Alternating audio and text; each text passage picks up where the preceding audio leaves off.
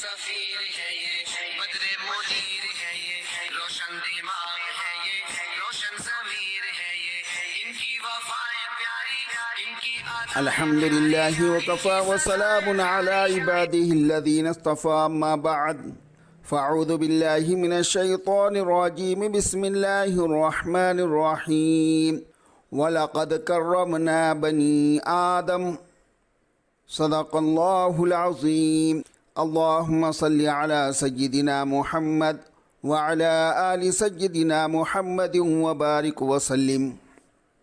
انسان کی چند خصوصیات اللہ رب العالمین قرآن میں فرماتے ہیں وَلَقَدْ كَرَّمْنَا بَنِي آدم، اور تحقیق ہم نے اولاد آدم کو عزت بخشی۔ اکرام اور احترام یہ دو لفظ قریب قریب معنی رکھتے ہیں۔ اللہ رب العزت نے اس آیت مبارکہ میں یہ پیغام دیا ہے کہ ہم نے آدم علیہ السلام کی اولاد کو عزت بخشی۔ اب اس کی چند صورتیں ہیں۔ سب سے پہلی صورت الصورۃ الحسنہ، انسان کو بہترین صورت میں پیدا کیا۔ منحہ العقل، اس کو عقل کی نعمت سے نوازا۔ یہ وہ نعمت ہے جو انسان کو باقی جانوروں سے ممتاز کرتی ہے۔ اس عقل کی نعمت کے صدقے آج انسان سائنسی ترقی کر رہا ہے، دنیا میں زندگی گزار رہا ہے۔ اور آگے فرمایا وَمَنَحَهُ النَّطْقُ، اللہ تعالیٰ نے اسے بولنے کی صفت سے بھی نوازا۔ آپ دیکھیے کہ باقی جانور بھی ایک دوسرے سے رابطے کرتے ہیں مگر اشارات میں، اور جس فصاحت اور بلاغت کے ساتھ انسان اپنے معافی ضمیر کو بیان کرتا ہے، اپنی دل کی بات دوسروں کو بتاتا ہے، دوسرے جانور کو یہ نصیب نہیں ہے۔ اکرمہ بالنعمہ، اللہ رب العزت نے انسان کو لا تعداد نعمتوں سے نوازا۔ خلقہ بیدیہ، اللہ رب العزت نے انسان کو اپنے ہاتھوں سے پیدا فرمایا۔ فضلہ علی کثیر ممن خلق، باقی جانوروں سے زیادہ اس کو فضیلت بخشی۔ چنانچہ انسان اپنے دونوں ہاتھوں کو استعمال کر کے اپنے کام کرتا ہے، دوسرا کوئی جانور یا جاندار اپنے ہاتھوں کو اس طرح استعمال نہیں کر پاتا۔ پھر آگے فرمایا بِإِرْسَالِ الرُّسُلِ، اللہ رب العزت نے اپنے بندوں کو سیدھا راستہ دکھانے کے لیے معصوم ہستیوں کو بھیجا، اپنی انبیاء کو دنیا میں بھیجا۔ یہ اللہ رب العزت کی بندوں سے محبت کی واضح دلیل ہے۔ اللہ رب العزت نے انسان کے سینے میں دل رکھا جو احساس اور جذبات کا مقام ہے۔ چنانچہ فطری طور پر ہر انسان میں ہمدردی، خیر و خواہی کا جذبہ پایا جاتا ہے۔ اگر کسی جگہ چند لوگ ہو اور کوئی بچہ رونے لگ جائے تو ہر بندہ فوراً متوجہ ہوگا بچہ کیوں رو رہا ہے، حالانکہ وہ اس کا بیٹا نہیں ہوتا، نہ رشتہ دار ہوتا ہے، لیکن انسان کا بچہ تو ہے۔ معلوم ہوا حصہ دل کا نصیب ہونا یہ انسان کے لیے کمال کا درجہ ہے۔ ہمارے حضرت پیر ذوالفقار صاحب دامت برکاتہم نے ایک مرتبہ فرمایا کہ ہم لوگ کالج کے زمانے میں پڑھا کرتے تھے، ایک انگریزی زبان میں مضمون تھا، ایک مکالمہ تھا جو لکھا گیا ہے، اور اس میں پیشن گوئی تھی کہ آنے والے وقت میں سائنس اتنی ترقی کرے گا کہ وہ ایک روبوٹ تیار کرے گا جو انسان نما ہوگا، یعنی ہر اعتبار سے انسان سے اچھا ہوگا۔ مثال کے طور پر انسان رات کو نہیں دیکھ پاتا، وہ رات کو بھی دیکھیں گا، اور انسان کے سننے کی ایک لیمٹ ہوتی ہے، اتنی دور تک ہی وہ سن سکتا ہے، لیکن وہ دور دور کی آوازیں بھی سنیں گا، اور انسان بہت سے بہت کتنی زبانیں جانیں گا، 8 10 12 15، لیکن وہ روبوٹ جو بنایا جائے گا وہ دنیا کی جتنی زبانیں ہیں سب بولیں گا۔ پھر انسان کے پاس ایک ٹیکنالوجی ہوں گی، انجینئرنگ ہوگی یا میڈیکل ہوں گی یا مینجمنٹ پڑھی ہوں گی، اس روبوٹ کے اندر ایسا فٹ ہوں گی کہ اس کے ڈسک ہوں گی اور دنیا جہاں کے علوم اس کے اندر جمع ہوئے ہوں گے، یعنی اس سے جو بھی سوال پوچھیں گے وہ فوراً جواب دیں گا، یعنی ایسا روبوٹ تیار کیا جائے گا۔ پھر اس کو نہ کھانے کی ضرورت نہ پینے کی ضرورت۔ انسان تو بھی کبھی بیمار ہوتا ہے، سر میں درد، پیٹ میں درد، لیکن اس کو کوئی بیماری بھی نہیں ہوں گی۔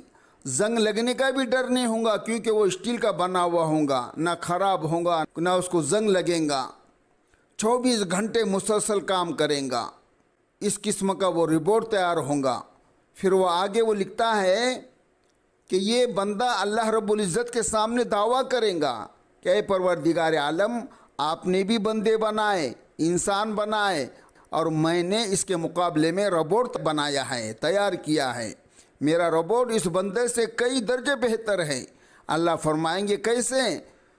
تو اس کے بنائے ہوئے چند روبوٹ ہوں گے، وہ ان کو کوئی ہدایت دیں گا، آرڈر دیں گا، تو سارے روبوٹ ایک لائن میں چلنے لگیں گے۔ اللہ رب العزت اپنی قدرت سے ان میں سے ایک میں فالٹ ڈالیں گے تو یہ کڑک کر کے نیچے گر جائیں گا، ٹوٹ جائیں گا۔ جب پرزہ ٹوٹ جائیں گا تو جو باقی روبوٹ ہوں گے وہ اپنا کام کرتے رہیں گے، مطلب اس کے طرف پیچھے پلٹ کے بھی نہیں دیکھیں گے، وہ اپنے لائن میں چلتے رہیں گے۔ اللہ رب العزت فرمائیں گا دیکھ لیا تم نے اپنے مشینوں کو، ایک مشین میں فالٹ ہوا، باقی سب اپنے کام کر رہی ہے، ان کو کوئی پرواہ نہیں ہے کہ پیچھے والا مر رہا ہے یا بیمار ہے۔ پھر اللہ تعالیٰ اپنے چند بندوں کو کھڑا کریں گے اور اپنی قدرت کا مظاہرہ کریں گے۔ کیا وہ بندے جب چلنا شروع کریں گے ان میں سے ایک کے پیٹ میں درد ہوگا، تو جیسے ہی اسے درد ہوگا تو باقی سارے لوگ اپنا کام چھوڑ کے قریب آئیں گے، اسے لٹائیں گے، کوئی پاؤں دبائیں گا، کوئی ہاتھ دبائیں گا، کوئی پوچھیں گا کیا ہوا، درد ایک کو ہو رہا ہے اور آنسو دوسرے بندے کے گر رہے ہوں گے۔ جب دوسرے کی آنکھوں سے آنسو گریں گے تو اللہ تعالیٰ فرمائیں گے میرے بندے دیکھو تمہارے روبوٹ کے اندر یہ احساس ہے یا یہ بے حس چیز ہے؟ وہ کہیں گا بے حس چیز ہے، یعنی اس کے اندر دل نہیں ہے۔ اللہ تعالیٰ فرمائیں گے میرے بندے کا کمال یہ ہے کہ میں نے اسے حصہ دل عطا کیا ہے۔ تو بندے کی عظمت یہ ہے کہ اس کے سینے میں حصہ دل ہونا چاہیے۔ جو بے حس انسان ہو اس میں اور جانوروں میں پھر کوئی فرق نہیں ہوتا۔ چنانچہ شریعت کی خوبصورتی دیکھیے، اللہ رب العزت نے قرآن مجید میں انسانی ہمدردی اور اخوت کی دو بنیادی اصول بیان فرمائے۔ وہ یہ کہ جب ہم کسی سے بات کرنے لگتے ہیں تو دوسرا بندہ سب سے پہلے ہمارے چہرے کے تاثرات کو دیکھتا ہے۔ اگر اپنائیت ہو، محبت ہو، مسکراہٹ ہو تو دوسرا بندہ دوست سمجھتا ہے، اور اگر چہرے کے اوپر اجنبیت ہو، سنجیدگی ہو، غصے کے آثار ہو تو دوسرا بندہ بدک جاتا ہے۔ تو معلوم ہوا کہ سب سے پہلے پیغام جو ملتا ہے وہ انسان کے چہرے کے آثار سے ملتا ہے۔ اس لیے شریعت نے ہمیں حکم دیا ہے وَلَا تُصَعِّرْ خَدَّكَ لِلنَّاسِ۔ اس آیت میں صرف ایمان والوں کا تذکرہ نہیں ہے، للناس کہا ہے کہ تم انسانوں سے جب بات کرو تو اپنے چہرے کو مت پھیلاؤ، کھلے چہرے سے بات کرو، شگفتہ چہرے سے بات کرو۔ آپ دیکھیے کیا خوبصورت پیغام ہے جو اللہ رب العزت نے ہمیں دیا ہے کہ جس سے بھی بات کر رہے ہو وہ اللہ کا بندہ تو ہے، لہٰذا بات کرتے ہوئے سب بھی پہلی چیز تمہارے چہرے پر مسکراہٹ ہو، اپنائیت ہو، محبت ہو۔ جب تمہارے چہرے کے اثرات کو وہ دیکھیں گا تو اور قریب ہو جائیں گا۔ دوسری چیز انسان کی گفتگو ہوتی ہے، اگر الفاظ کا چناؤ اچھا ہو تو بندہ محبت کرنے لگ جاتا ہے، اور اگر غیر مہذب اور سخت الفاظ والے بندے ہو تو وہ آدمی پریشان ہو جاتا ہے۔ اس بارے میں شریعت نے ایک ضابطہ اصول فرمایا، قولوا للناس حسنا، تمام انسانوں کے ساتھ تم اچھے انداز سے بات کرو۔ یہ دو اصول ایسے ہیں جن کو پڑھ کر انسان دین اسلام کی خوبصورتی پر حیران ہوتا ہے کہ ہم کس سے بھی گفتگو کر رہے ہو، اس کا کوئی بھی مذہب ہو، وہ کوئی بھی ذہن رکھنے والا ہو، جو بھی ہو اللہ کا بندہ تو ہے۔ لہٰذا دو باتیں ہمیں سامنے رکھنی ہے، ایک تو یہ کہ ہم شگفتہ چہرے سے بات کریں، اور دوسرے الفاظ کا چناؤ ایسا ہو کہ دوسرے کے دل میں خوشی ہو۔ نبی کریم صلی اللہ علیہ وسلم نے اس چیزوں کو اور واضح اور مفصل کر دیا۔ مسلم شریف کی روایت فرمایا تکفوا شرک عن الناس، انسانوں کو اپنے شر سے بچاؤ۔ ہم میں سے ہر بندے کے اندر خیر بھی ہے، شر بھی ہے، اچھی بھی ہے، برائی بھی ہے۔ کبھی خوشی کا بھی وقت ہوتا ہے، کبھی موڈ میں ہوتا ہے تو زبان سے اچھی باتیں، خیر کی باتیں نکلتی، اور اگر غصہ آ جائے تو پھر شر بھی نکلتا ہے، چہرہ بدل جاتا ہے، الفاظ مختلف ہوتے ہیں، ایسا لگے گا جیسے کوئی خونخوار جانور ہوتا ہے۔ تو شر تو ہوتا ہی ہے، لیکن شریعت نے کہا تکفوا شرک عن الناس، انسانوں سے تم اپنے شر کو الگ رکھو، اپنے شر سے لوگوں کو بچاؤ۔ شریعت کا ایک مسئلہ سن لیجئے، اگر مجلس میں بیٹھے ہیں آپ اور آپ کے دل میں ایک بات پیدا ہوئی کہ میں اپنے فلاں ساتھی کا مذاق اڑاؤں، لیکن آپ اس کا مذاق نہیں اڑاتے چونکہ آپ نے اپنے آپ کو روکا، لہٰذا اس رکنے پر اللہ رب العزت نیکیاں عطا فرماتے ہیں۔ کیا تو کچھ بھی نہیں ہے، لیکن ایک برا خیال دل میں آ رہا تھا کہ فلاں کی انسلٹ کرو، اس کا مذاق اڑاؤ، لیکن میں نے اپنے جذبات کو روکا کہ نہیں، مجھے کسی کی بے عزتی نہیں کرنا ہے، کسی کی عزت کو اچھالنا نہیں ہے۔ اب اگر میں نے اپنے جذبے پر قابو پا لیا تو اس قابو پانے پر مجھے صدقے کا ثواب عطا کیا جائے گا۔ تو پہلا اصول یہ بتایا تکفوا شرک عن الناس، انسانوں سے اپنے شر کو تم ایک طرف رکھو۔ اور دوسری بات فرمائی احب الناس الی اللہ انفعهم للناس، کہ انسانوں میں سب سے زیادہ اللہ رب العزت کو وہ شخص محبوب اور پیارا ہوتا ہے جو انسانوں کو زیادہ نفع پہنچاتا ہے۔ ایک زبردست کسوٹی اور پیمانہ بتا دیا کہ کسی بندے کے بارے میں معلوم کرنا ہو کہ یہ اللہ کا پیارا ہے یا نہیں، تو یہ دیکھو کہ وہ بندوں کو کتنا نفع پہنچاتا ہے۔ جو اللہ کے بندوں کو جتنا نفع پہنچائیں گا وہ اللہ تعالیٰ کا اتنا ہی پیارا ہوں گا، اور جو اللہ تعالیٰ کے بندوں کے لیے وبال جان بنے گا پھر وہ اپنا مقام بھی اللہ کی نظر میں دیکھ لے۔ اسلامی تعلیمات میں دو باتیں ہیں، فرمایا ایک تو جتنے بھی انسان ہیں سب برابر ہے۔ نبی کریم صلی اللہ علیہ وسلم نے حجۃ الوداع کے موقع پر فرمایا لا فضل لعربی علی عجمی ولا لعجمی علی عربی ولا لابیض علی اسود ولا لاسود علی ابیض الا بالتقوی، گورے کو کالے پر فضیلت نہیں، عربی کو عجمی پر فضیلت نہیں، گویا رنگ، نسل اور زبان کی وجہ سے کوئی کسی سے بہتر نہیں۔ 1400 سال گزرنے کے بعد ترقی یافتہ ممالک ہے وہ کہتی ہے کہ ہمیں یہ پیغام 1400 سال پہلے دیا گیا کہ دیکھو رنگ کی وجہ سے، زبان کی وجہ سے کسی کو کسی پر کوئی فضیلت نہیں، ہاں جو تم میں سے بہتر تقوی والا، اللہ سے ڈرنے والا انسان ہوگا اس کو دوسرے کے اوپر فضیلت حاصل ہوگی۔ تو اب اس بارے میں ایک عجیب واقعہ سن لیجئے۔ ابو ذر رضی اللہ تعالیٰ عنہ کا ایک خادم تھا، ایک مرتبہ اس سے کوئی غلطی ہو گئی، غلطی پر جب ابو ذر رضی اللہ تعالیٰ عنہ غصہ آیا تو انہوں نے فرمایا یا ابن سودائی، او کالی کے بیٹے، وہ حبشن کے بیٹے تھے، ان کی ماں حبشن تھی، تو انہوں نے یہ الفاظ کہہ دیے۔ اس پر دیکھیے نبی کریم صلی اللہ علیہ وسلم نے کیا بات سمجھائی۔ بخاری شریف کی روایت ہے، ابو ذر رضی اللہ تعالیٰ عنہ فرماتے ہیں کہ میں نے ایک آدمی پر غصہ کیا اور میں نے اس کے ماں کے بارے میں اس کو آڑ دلائی کہ تیری ماں کالی ہے، تو مجھے نبی کریم صلی اللہ علیہ وسلم نے فرمایا اے ابو ذر، تم نے اس کو ماں کی وجہ سے آڑ دلائی تو ایسا بندہ ہے کہ ابھی تیرے اندر جاہلیت کی باتیں موجود ہے۔ تو حضرت ابو ذر رضی اللہ تعالیٰ عنہ فرماتے ہیں کہ میں اپنے اس غلام کے پاس گیا اور اس کے پاس جا کر زمین پر لیٹ گیا اور کہا جب تک تم میرے رخسار پر اپنا پاؤں نہیں رکھو گے میں زمین سے اوپر نہیں اٹھوں گا۔ غلام نے آپ کے چہرے پر پاؤں رکھا، تب وہ اٹھے، اب میری غلطی معاف ہو گئی۔ نبی کریم صلی اللہ علیہ وسلم کے صحابی ہونے کا حق ادا کر دیا۔ تو انسان سب کے سب اللہ کے بندے ہیں، یہ تو مساوات انسانی اعتبار سے ہیں، اور ایک یہ کہ سب اولاد آدم کے بیٹے ہیں، لہٰذا انسان ہونے کے ناطے سب ایک دوسرے کے بھائی ہے۔ نبی کریم صلی اللہ علیہ وسلم نے ارشاد فرمایا لا تحسسوا ولا تجسسوا ولا تباغضوا، نہ تم دوسرے کے عیب ڈھونڈو، نہ ان کی ٹوہ میں لگو، نہ دوسروں کے ساتھ بغض رکھو، نہ دوسروں سے پیٹ پھرو، وَكُونُوا عِبَادَ اللَّهِ إِخْوَانًا، اللہ کے بندو آپس میں بھائی بن کر رہو۔ اب یہ نبی کریم صلی اللہ علیہ وسلم کا امت کے لیے ایک پیغام ہے کہ ہم آپس میں بھائی بن کر زندگی گزاریں۔ ہم اگر اپنی زندگی کو دیکھیں تو ہمارے گرد مختلف رشتوں کی 4 دائرے ہیں۔ یوں سمجھائی کہ 4 سینٹر ہیں، پہلا چھوٹا دائرہ، پھر اس سے بڑا، پھر اس سے بڑا، تیسرا اس سے بھی بڑا، اور چوتھا اس سے بھی بڑا ہے۔ ہر انسان کی زندگی میں یہ 4 دائرے موجود ہیں۔ تو سب سے پہلا دائرہ یہ اس کے گھر والوں کا دائرہ ہوتا ہے، اس کو کہتے ہیں نسب کا دائرہ، آپس میں رشتہ داری۔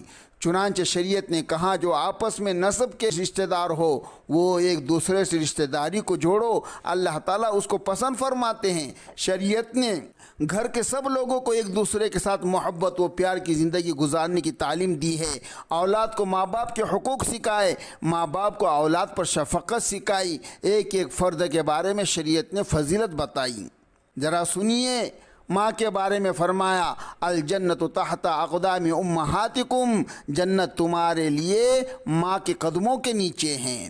اب بتائیں جس شخص کو یہ تعلیم دی گئی کہ جنت ماں کے قدموں کے نیچے ہے، وہ اپنی ماں کی کتنی عزت کرے گا، اس کو کتنا پیار دے گا، کتنی فرما برداری کرے گا۔ اور پھر ساتھ یہ بھی کہا جس طرح اللہ رب العزت اولیاء اللہ کی دعا کو قبول فرماتے ہیں، ماں اگرچہ بے عمل ہو اولاد کے بارے میں اس کی دعا اسی طرح قبول فرماتے ہیں۔ اس لیے کہتے ہیں ایک بزرگ تھے جن کی والدہ فوت ہو گئی، اللہ رب العزت نے انہیں الہام فرمایا میرے بندے ذرا سنبھل کر رہنا، جس کی دعائیں تیری حفاظت کرتی تھی وہ ہستی اب دنیا سے چلی گئی۔ اور اسی لیے کہتے ہیں کہ ماں کی دعا جنت کی ہوا ہوتی ہے۔ پھر اس کے بعد والد کا درجہ بتایا۔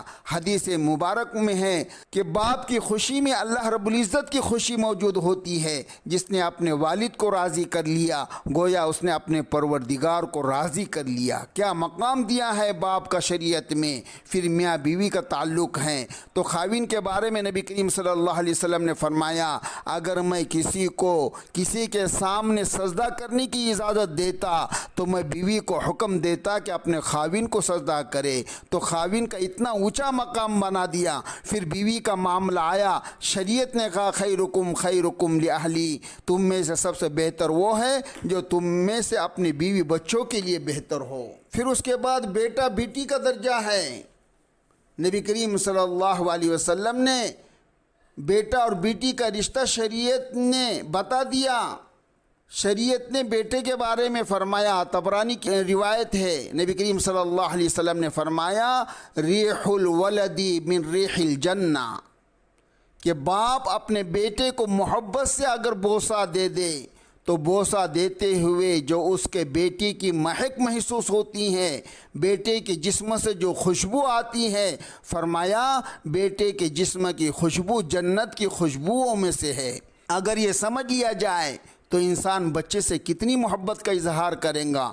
پھر بیٹی کے بارے میں فرمایا کہ جس کو اللہ تعالیٰ بیٹی عطا فرمائے وہ اس کی اچھی تربیت کرے اور بیٹوں کو اس کے اوپر ترجیح نہ دیں، بیٹی سے بھی اسی طرح محبت کرے جیسا بیٹے سے کرتا ہے۔ تو فرمایا اللہ رب العزت اس بیٹی کے بدلے اس بندے کو جنت عطا فرمائیں گے۔ بہن اور بھائی کا رتبہ بتایا، مرتبہ بتایا۔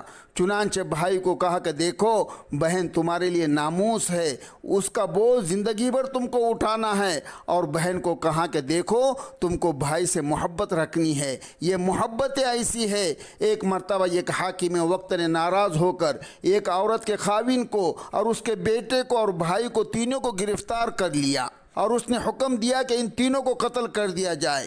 وہ عورت بیچاری روتی ہوئی وہاں پہنچی، اس نے کہا میرے تو 3 ہی محرم ہیں، اگر یہ تینوں کو قتل کر دیں گے تو میرا کیا بنے گا، میرا دنیا میں کون ہے؟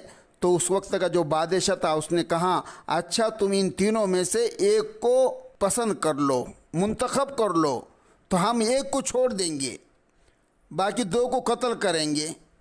اب وہ بادشاہ یہ امید کر رہا تھا کہ یہ خاوند کو چنیں گی، اور اگر خاوند کو نہ چنا تو بیٹے کو تو چنیں گی کیونکہ ماں ہے۔ عورت نے تینوں پر نظر ڈالی اور اپنے بھائی کو چنا۔ تو حاکم وقت بڑا حیران ہوا، اس نے پوچھا تم نے بیٹی اور خاوین کو چھوڑ دیا؟ تو عورت نے جواب دیا میرا خاوین اگر مجھ سے جدا ہو گیا اللہ میرے لیے نصیب بنائیں گے تو کوئی دوسرے نکاح کی صورت نکل آ جائیں گی۔ بیٹا مجھ سے جدا ہو گیا، اگر میرا دوسرا نکاح ہوگا اللہ مجھے پھر کوئی دوسرا بیٹا عطا فرمائیں گے، مگر چونکہ میرے والدین دنیا سے جا چکے ہیں اس لیے اب میرا کوئی دوسرا بھائی دنیا میں نہیں ہو سکتا۔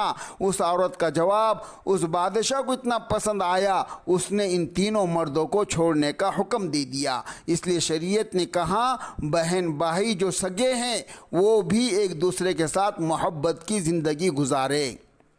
پھر بھائیوں میں آپس کا تعلق کیسا ہو؟ شریعت نے کہا جس طرح باپ کا حق بیٹے پر ہوتا ہے بڑے بھائی کا حق بھی چھوٹے کے اوپر ایسا ہی ہوا کرتا ہے۔ اب اگر آپس میں بھائی اس طرح محبت اور پیار سے رہے تو ہمارے گھر تو جنت کے نمونے بن جائیں گے۔ تو شریعت نے ہر فرد کی اہمیت بھی بتائی اور کہا کہ تم ایک دوسرے سے محبت اور پیار کی زندگی گزارو، یہ زندگی کا سب سے قریبی دائرہ ہے، اس کو کہتے ہیں نسب کا دائرہ۔ آپس میں ان کا تعلق رکھنا، ان کو صلہ رحمی کہتے رہنا۔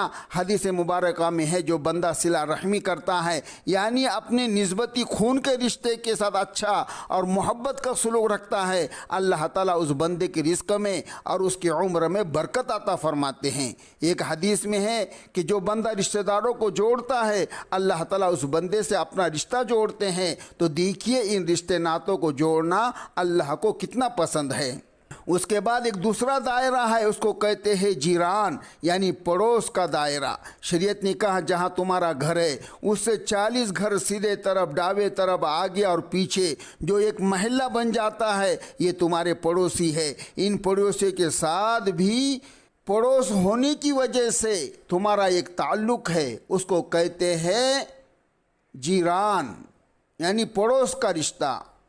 ایک حدیث مبارکہ سن لیجئے، نبی کریم صلی اللہ علیہ وسلم نے فرمایا واللہ لا یؤمن واللہ لا یؤمن واللہ لا یؤمن، اللہ کی قسم وہ ایمان والا نہیں، اللہ کی قسم وہ ایمان والا نہیں، اللہ کی قسم وہ ایمان والا نہیں جس بندے کی ایذا سے تکلیف سے اس کا پڑوسی بچا ہوا نہ ہو۔ اس کا مطلب یہ ہے کہ جو اپنے پڑوسی کو تکلیف پہنچائے تو نبی کریم صلی اللہ علیہ وسلم نے قسم کھا کر 3 مرتبہ کہا کہ وہ ایمان والا بندہ نہیں ہو سکتا۔ اور ایک تیسرا دائرہ ہے ایمان کا دائرہ کہ جہاں بھی کوئی ایمان والا ہے ہمارا اس کے ساتھ ایک رشتہ ہے، مشرق میں ہو، مغرب میں ہو، جنوب میں ہو، شمال میں ہو۔ نبی کریم صلی اللہ علیہ وسلم نے فرمایا المسلم اخو المسلم، اللہ تعالیٰ فرماتے ہیں انما المؤمنون اخوہ، ایمان والے آپس میں بھائی بھائی ہے، لہٰذا ہمارے دل میں ایک مومن کے ساتھ ہمدردی، محبت اور غمخواری ہونی چاہیے۔ حدیث شریف میں آتا ہے کہ نبی کریم صلی اللہ علیہ وسلم نے فرمایا جس کے دل میں مومن کا غم نہیں وہ میری امت میں سے نہیں۔ ابو داؤد شریف کی روایت ہے، نبی کریم صلی اللہ علیہ وسلم طواف فرما چکے، بیت اللہ پر نظر پڑی تو فرمایا بیت اللہ تیرا مقام اللہ کے یہاں بہت ہے، مگر اللہ کے یہاں مومن کی حرمت بیت اللہ کی حرمت سے بھی زیادہ ہے۔ اب بیت اللہ کا تو گلا پکڑ کر ہم آنسو بہاتے ہیں اور مومن کا گریبان پکڑنے کے لیے ہاتھ بڑھاتے ہیں، تو معلوم ہوا ہمیں یہ ایمان کا رشتہ بھی نبھانا ہے۔ نبی کریم صلی اللہ علیہ وسلم ایمان والے کا اتنا اکرام فرماتے تھے، اگر کوئی سائل آ جاتا نبی کریم صلی اللہ علیہ وسلم اس کو رد نہیں فرماتے تھے۔ کیا خوبصورت بات کہی! اگر کوئی صحابی نبی کریم صلی اللہ علیہ وسلم کو دور سے آواز دیتے تو نبی اس کے جواب میں لبیک فرمایا کرتے تھے۔ نبی کریم صلی اللہ علیہ وسلم سفر میں ہیں، آپ نے 2 مسواک بنائے، ایک مسواک بڑا سیدھا اور خوبصورت تھا، دوسرا ذرا ٹیڑھا سا تھا، اتنا خوبصورت بھی نہیں تھا، تو نبی صلی اللہ علیہ وسلم نے ٹیڑھا مسواک اپنے پاس رکھ لیا اور خوبصورت مسواک صحابی کو دے دیا۔ انہوں نے عرض کیا اے اللہ کے نبی صلی اللہ علیہ وسلم میرا جی چاہتا ہے یہ زیادہ اچھا خوبصورت مسواک آپ استعمال کرے۔ نبی صلی اللہ علیہ وسلم نے جواب میں فرمایا میرا بھی جی چاہتا ہے کہ تم میرے رفیق سفر ہو، میں تمہیں استعمال کرنے کے لیے اچھی چیز دوں۔ نبی کریم صلی اللہ علیہ وسلم کا سینہ بے کینہ تھا، دل میں کسی کے بارے میں رنجش نہیں ہوتی تھی۔ نبی صلی اللہ علیہ وسلم نے ارشاد فرمایا جب میں رات میں سوتا ہوں تو میرا سینہ کینے سے خالی ہوتا ہے۔ یہ میری سنت ہے، اور جو میری سنت پر عمل کرے گا وہ شخص جنت میں میرے ساتھ اکٹھا ہوں گا۔ لہٰذا ہم بھی دل سے کینے کو ختم کرے، نفرتیں، عداوتیں، دشمنیاں دلوں کے اندر رکھنا، غصہ رکھنا، یہ مومن کا شیوا نہیں ہوتا۔ مومن کا سینہ کینے سے خالی ہوتا ہے۔ پھر فرمایا تم اپنے بھائی کے عیبوں کی پردہ پوشی کرو۔ جس بندے نے مسلمان کے عیب کی پردہ پوشی کی، سترہ اللہ یوم القیامہ، اللہ تعالیٰ قیامت کے دن اس بندے کے عیبوں کی پردہ پوشی فرمائیں گے۔ اس سے بھی آگے کی بات سنیے، بخاری شریف میں اس کے الفاظ ہے کہ ان کو پڑھ کر طبیعت میں سرور آ جاتا ہے۔ کیا دین نے ہمیں کیا کیا سکھایا ہے۔ سبحان اللہ، نبی کریم صلی اللہ علیہ وسلم نے ایک دعا مانگی جس کو امام بخاری نے بخاری شریف میں باب قول نبی صلی اللہ علیہ وسلم من آذیتہ فاجعلہ لہ زکاۃ ورحمہ، اس کے تحت میں ابو ہریرہ رضی اللہ تعالیٰ عنہ اس کو روایت کرتے ہیں انہ سمع النبی صلی اللہ علیہ وسلم یقول، وہ کہتے ہیں کہ میں نے نبی کریم صلی اللہ علیہ وسلم کو یہ دعا مانگتے ہوئے سنا۔ نبی صلی اللہ علیہ وسلم اللہ سے یہ دعا کر رہے تھے، اللہم، اے میرے اللہ، فَأَيَّمَا مُؤْمِنٍ سَبَبْتُ، اگر میں نے کسی ایمان والے کو کبھی ڈانٹا ہے، فَأَيُّمَا مُؤْمِنٍ سَبَبْتُهُ، چونکہ تربیت کرنی تھی، سمجھانا تھا، معلم تھے، استاد تھے صحابہ کرام رضی اللہ تعالیٰ اجمعین کے، تو معلم بن کے رہنا تھا۔ تو بعض مرتبہ انسان سختی سے بات کرتا ہے، استاد ہے، کبھی مارتا بھی ہے، ڈانٹتا بھی ہے۔ تو ذرا سنیے، اللہ کے پیارے حبیب صلی اللہ علیہ وسلم دعا کر رہے ہیں، اے اللہ، اگر میں نے زندگی میں کسی ایمان والوں کو ڈانٹا ہے، کسی ایمان والے کو ڈانٹا ہے، فَجْعَلْ ذَلِكَ لَهُ قُرْبَةً إِلَيْكَ يَوْمَ الْقِيَامَةِ، سبحان اللہ، میری اس ڈانٹ کو قیامت کے دن اپنے قرب کا ذریعہ بنا دے۔ کیا رحمت اور کیا شفقت ہے۔